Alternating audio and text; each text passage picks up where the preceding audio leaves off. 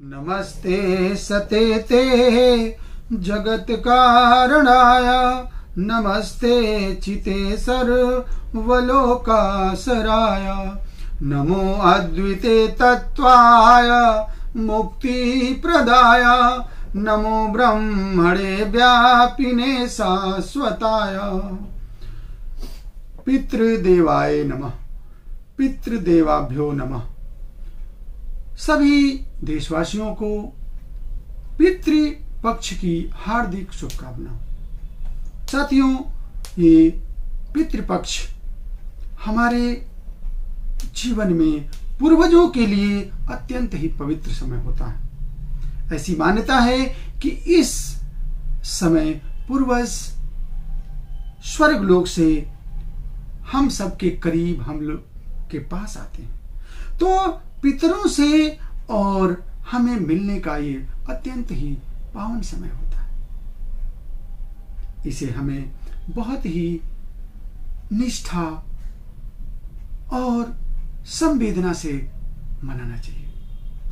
इस पितृपक्ष में कुछ नियम होते हैं, कुछ कानून होते हैं, कुछ ध्यान सावधानियां होती हैं कि कैसे हम पितृपक्ष को मनाएंगे, कैसे हम श्राद्ध करेंगे, कैसे तर्पण करेंगे, कौन कौन से कार्य करेंगे, कब से कब तक ये मनाया जाता है, इसको जानना समझना अत्यंत ही आवश्यक होता है। तो मैं डॉक्टर एस.बी. तिवारी कल्याण जी आज आप लोगों को अपने YouTube channel doctor S.B.. Tiwari के माध्यम से मैं पितृपक्ष के 11 नियमों को बताने जा रहा हूं। आप एक एक नियम को ध्यान से सुनिए और ये बहुत ही व्यवहारिक नियम है और इसे आप अपने जीवन में उतारिएगा, तभी आपके पूर्वज, आपके पितर आपसे संतुष्ट होंगे और आपको पितृदोष भी नहीं लगेगा। और जानते हैं, पितृदोष जब लगता है तो जीवन में बहुत ही उथल पुथल हो जाता है। इसलिए हमें पितरों को संयमित और संगठित और उनको भाव से अर्पण करेंगे तो वो बिल्कुल जो है आपके प्रति सदैव जो है अच्छे व्यवहार करेंगे। पहली चीज तो ये समझ लीजिए कि पितृपक्ष का शुभ समय क्या होता है। साल में एक बार ये होता है, यानी भाद्र पक्ष पूर्णिमा से अश्विनी अमावस्या तक पितृपक्ष का मुहूर्त होता है। ये लगभग 16 दिन, इस 16 दिन का होता है। इस बार यानी 2022 में 10 सितंबर से 25 सितंबर का ये शुभ मुहूर्त पितृपक्ष के लिए सही है। अब हम इसके कौन कौन से नियम हैं, कौन कौन से कार्य हमें कैसे करना चाहिए, क्या नहीं करना चाहिए, इस पर मैं आप लोगों के सामने बहुत ही महत्वपूर्ण जानकारी देने जा रहा हूं।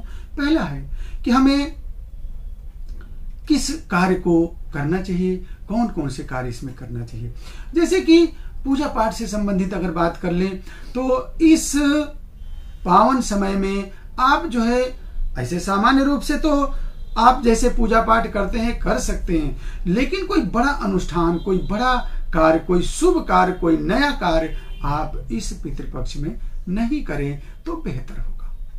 जैसे कि आप शादी विवाह हो गया, आप जो है कोई वाहन खरीद रहे हैं तो मत खरीदिए, आप कहीं जो है कोई नई चीज करने जा रहे हैं, यज्ञ करने जा रहे हैं, अनुष्ठान करने जा रहे हैं, यानी कोई बड़ा कार्य करने जा रहे हैं, तो इसके लिए ये मुहूर्त शुभ नहीं होता। अब इसमें हम तर्पण की विधि होती है। लोग कहते हैं कि हम इसमें डॉक्टर साहब कैसे पितरों को हम जो है जल देते हैं, तो कैसे हम जो है किस मंत्र के द्वारा जो है हम जल दें। तो इसमें देखिए मंत्र होता है कि आप जो है जब जल देते हैं तो जल में जो है आप तिल, अक्षत, पुष्प, मुद्रा और आप दक्षिण मुखी होकर के और आप जल दीजिए और इस मंत्र को पढ़िए। जैसे हम जो है पढ़ रहे हैं, हमारे पितर हैं, हमारे पिताजी का नाम श्री श्याम बिहारी तिवारी है और हम लखनऊ में रहते हैं। तो देखिए कैसे हम आपको अपने इसी हिसाब से आप अपना लगा लीजिएगा कि जैसे तिलम जलम मया दीयते तस्मै ते श्री श्याम बिहारी तिवारी नामनो शांडिल गोत्र उत्पन्नो जम्बूद्वीपे भारत खंडे आर्यावर्ते। अब दिन का नाम ले लीजिए, सोमवासरे प्रथम तिलांजलि ते समर्पयामि। इस तरह से आप अपने एक एक जो है दिन बढ़ाते रहिए। दूसरे दिन द्वितीय तिलांजलि, तीसरे दिन तृतीय तिलांजलि, और अंत में ओम पितराय नमः, ओम पितराय नमः 3 बार बोलिएगा, ओम पितराय नमः, और इस तरह से करके आप जो है जल उनको दीजिए। तो ये मंत्र हो गया। अब इसमें हम खान पान के बारे में कहा जाता है। तीसरा है कि इसका में हम क्या खाएं क्या ना खाएं। तो देखिए साथियों, ये बहुत ही शुभ मुहूर्त होता है और आपके समर्पण का समय होता है, आपके त्याग का समय होता है कि आप पितरों के लिए कितना संयमित रह सकते हैं। आप ये देखते हैं कि आप मेरे लिए कितना जो है संयम बरत सकते हो। तो आप अपने खान पान में बिल्कुल ही कोई भी तामसी चीज मत लीजिए। लहसुन, प्याज, मीट, मछली, और कोशिश करिए कि साबुन, तेल, इस सब चीजों का भी अगर आप बराव कर देते हैं तो और अच्छा। शुद्ध भोजन करिए, सात्विक भोजन करिए, पौष्टिक भोजन करिए, तो बहुत ही उत्तम रहेगा। बहुत लोग कहते हैं कि खान पान में बहुत उस तरह की चीजें होनी चाहिए। नहीं नहीं, पितर आपके भाव को देखते हैं। जितनी शुद्धता रहेगी उतना ही आप जो है पितरों को सही जो है समर्पण देंगे। चौथे, आपका रहन सहन कैसा होना चाहिए। आप पितृपक्ष के समय में अपने व्यवहार में, अपने कार्य में बहुत ही सावधानी बरती। ऐसे तो आपको साल भर अपने कार्यों के प्रति सावधानी बरतनी चाहिए, लेकिन इस पितृपक्ष में आपको विशेष ध्यान रखना है। जैसे कि अब आपको कोई भी जानवर है, कोई भी कमजोर है, गरीब है, उसके प्रति श्रद्धा भाव रखिए। हो सके तो आप उसे दान दीजिए। बहुत लोग जानवरों के साथ सही व्यवहार नहीं करते हैं। इस पितृपक्ष में आप उनके साथ अच्छा व्यवहार करिए। उन्हें जितना हो सके उनकी सेवा करिए। गाय की सेवा करिए, कुत्ते की सेवा करिए, कौवे की सेवा करिए, सभी जानवरों की सेवा करिए और आपस में प्रेम से रहिए। आप छठे आते हैं दान और दक्षिणा। तो देखिए, पितृपक्ष में आपका दिया हुआ दान सीधे पितरों तक समर्पित होता है, ऐसी मान्यता है। देखिए, मानिए तो सब कुछ है और नहीं मानिए तो कुछ भी नहीं है। कुछ लोगों को ये बातें जरूर मजाक लग रही होंगी, लेकिन आप इतना समझ लीजिए कि जाकी रही भावना जैसी और प्रभु मूरत देखी थी तैसी। तो आप जैसे भाव रखेंगे, आपके प्रति भी पितर भी वैसे भाव रखेंगे। और इतना तो जान लीजिए कि आत्मा कभी मरती नहीं है। किसी न किसी रूप में ये आपके पूर्वज आपसे संवाद करना जरूर चाहते हैं। तो ये पितृपक्ष का समय, ऐसे तो सनातन संस्कृति में ऐसी जो है विधाएं हैं, ऐसे नियम कानून बने होंगे। सचमुच में अगर हम माने तो हमसे गलती हो ही नहीं सकती।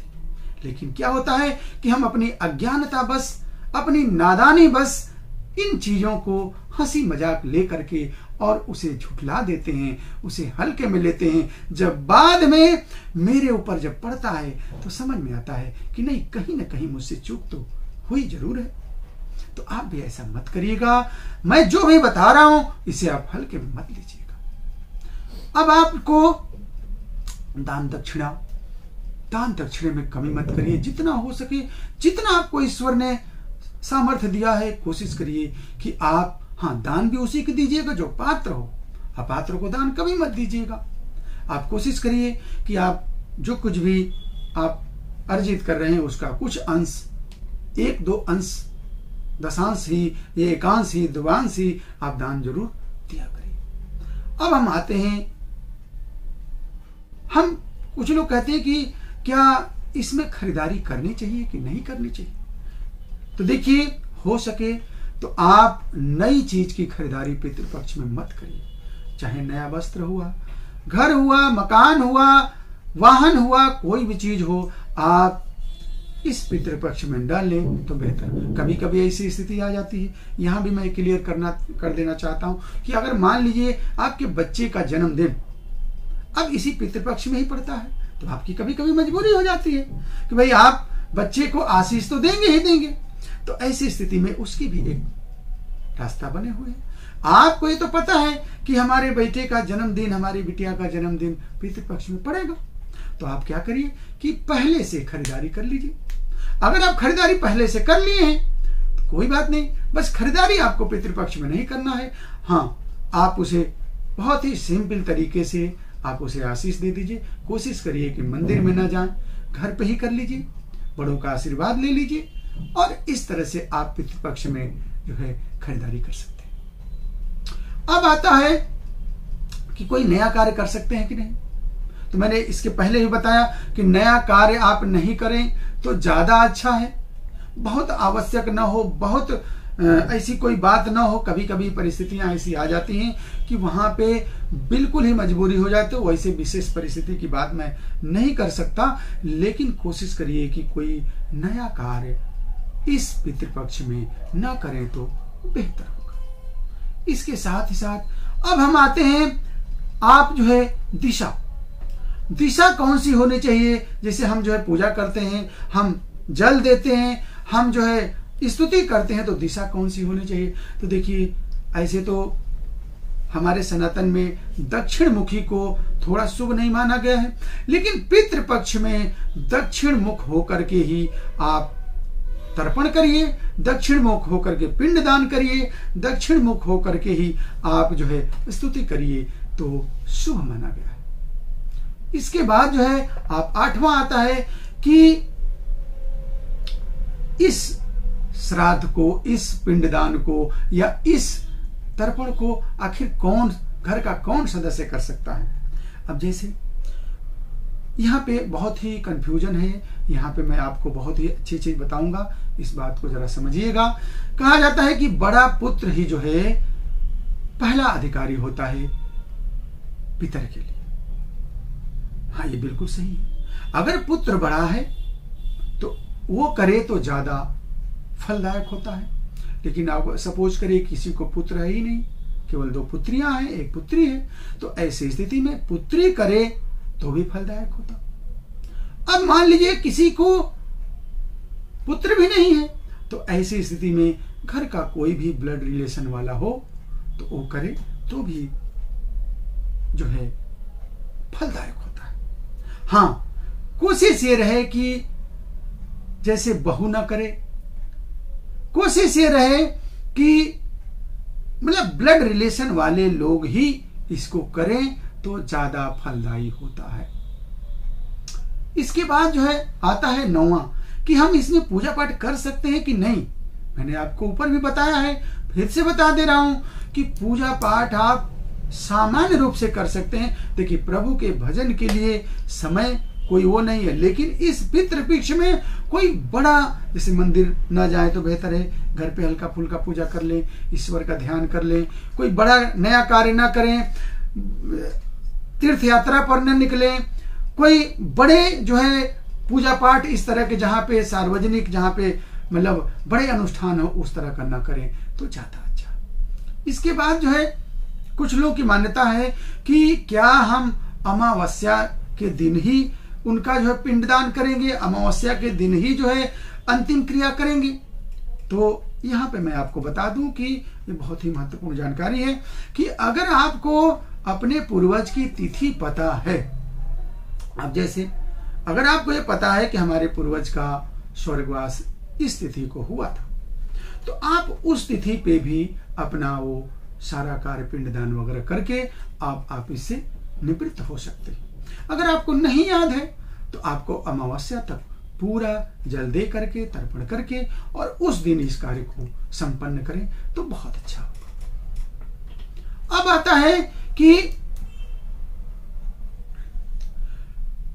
आता है लास्ट कि इस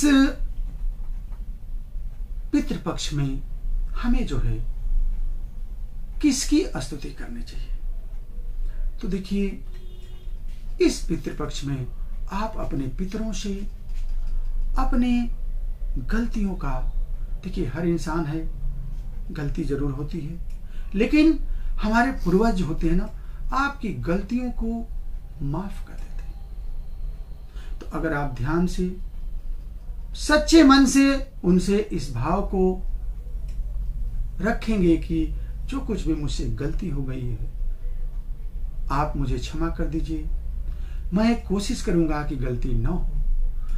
तो पितृपक्ष के इस पावन अवसर पे आप पितरों से जो है बहुत बड़ा अटैचमेंट लेकर के, और जितने भी दोष आपके परिवार में हैं, देखिए कहा जाता है ना कि बुजुर्गों का साया, पितरों का साया आपके परिवार पे है, तो आपको बहुत बाधाएं आ नहीं पाती। तो उनका सामंजस्य, उनकी खुशी, उनकी संतुष्टि में ही आपकी भलाई है। तो आप उनका ध्यान रखें।